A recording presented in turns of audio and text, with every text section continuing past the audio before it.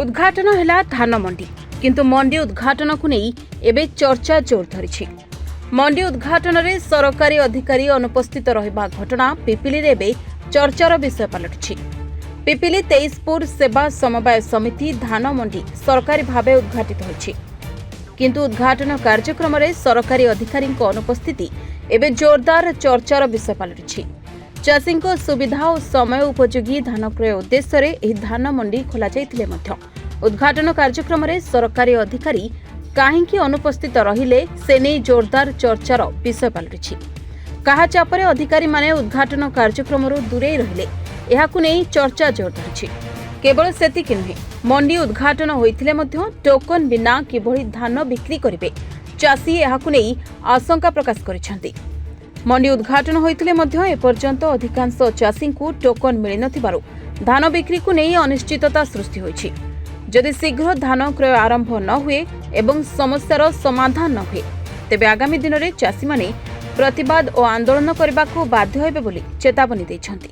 आमे धान जरी अखारे दउथलु ए झोट अखारे दिया होछि किंतु झोट अखा गवर्नमेंट दउनी हम 10 टका लेखा 10 टका लेखा कोन आमे चली परिबु। अखा आमे 30 टका 25 टका रे किनिबु। अखा 10 टका गवर्नमेंट दबा हमको ताले आमे उपकृत कोन होबु। जदि गवर्नमेंट हमको अखा सफिशिएंट दे दियंता आमे धान आराम रे दे दियंतु भर्ती करिकरी। ये जो जरी अखा होतला नले से जरी अखा हो 50 किलो करना आमे से जरी अखा दे दियंतु ले टिके खर्च रु कमी जानता। ये पूरा सरकार 10 टका लेखा हमको दउसंती हम खुशी ना होते।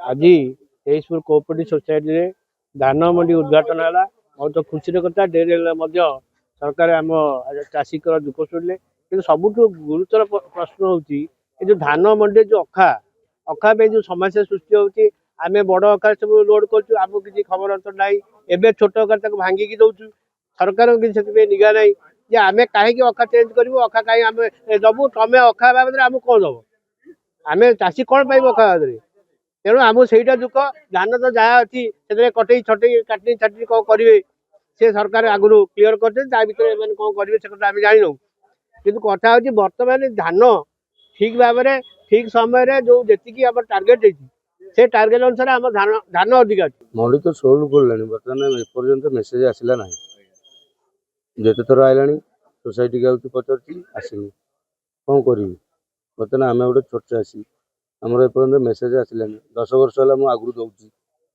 दीटा मेसेज आसे बिल्कुल आसला ना क्या कहूँ कौन करूँ आ बिक्री करूँ केमती करूँ आमर 80 क्विंटाल धान बर्तमान केमती बिक्री करूँ 2टा टोकन आसे एपर्यंत गोटे भी आईलानी आ धान कौन बिक्री क्या दबू अकारे पूरी रखी धान दबार ना मेसेज तो आसार ना धान कौन दबू। गोप्रो जयंत कुमार सेठी रिपोर्ट रिपोर्टर्स टुडे।